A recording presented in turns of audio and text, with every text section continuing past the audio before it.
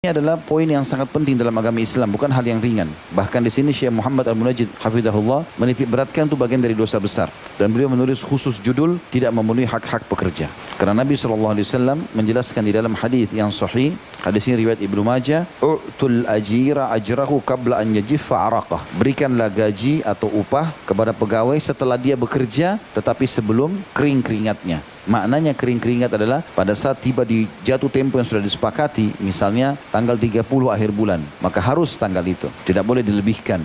Kalau kita dengan baik hati mengurangi, misalnya tadinya tanggal 1, sudah gajinya dimajuin aja bulan ini tanggal 30, majuin aja tanggal 29, tanggal 28, itu nggak ada masalah. Keputusan dari pemilik, tapi tidak boleh dia menerlambatkan, kecuali dia sudah minta kehalalan dari pegawai itu. Maaf, bulan ini bertepatan tanggal 29 misalnya hari Sabtu, nggak ada terima gaji, maka ditunda hari Senin. Disampaikan, mereka ridho, boleh. Kalau mereka tidak ridho, berarti pemilik perusahaan wajib mundur. Berarti hari Jumat dia kasih, tanggal 28, dia yang mengalah.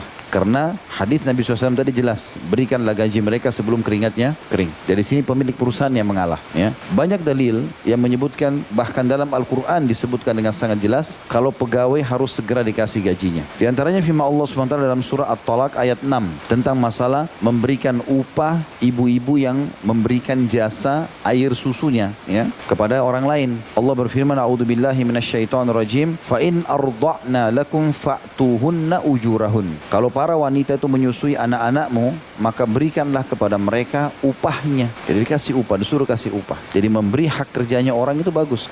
Bahkan Nabi SAW menjanjikan siapapun yang membayar dengan tepat, maka dia termasuk mendapatkan pahala yang besar. Nabi SAW pernah utang dengan seseorang seekor domba, seekor unta. Unta itu umurnya 2 tahun. Nabi SAW gunakan, entah untuk diberikan makan kepada para sahabat. Yang jelas unta itu sudah tidak ada. Pada saat jatuh tempo, Nabi SAW harus kembalikan unta. Berarti Nabi harus kembalikan unta yang sama umurnya. Beliau bilang pada para sahabat, dikasih uang, belikan unta buat saya, bayarin utang itu. Karena hari ini sudah jatuh tempo. Ternyata sahabat keliling-keliling pasar, mereka tidak ketemukan kecuali unta yang umur 7 tahun. Nabi utangnya umur 2 tahun. Harganya lebih mahal, 7 tahun itu. Otomatis lebih mahal. Maka Nabi SAW mengatakan kepada para sahabat, beli saja dan berikanlah, bayarkan utang saya, dan ketahuilah sebaik-baik orang adalah orang yang membayar dengan terbaik utangnya. Masuk dalam masalah ini kata ulama adalah pimpinan pemilik perusahaan yang membayar dengan baik kepada pegawainya. Dia mengalah tadi ya, dimundurkan waktunya. Kalau ternyata tanggal 29 tadi yang sudah disepakati, hari Sabtu atau hari Ahad, dia mundurkan, dia mengalah, dimajukan hari Jumat. Dan jangan dia terlambatkan kecuali dia minta keridhaan pegawai tadi. Jelas nggak? Jadi malam ini pegawai gembira ini.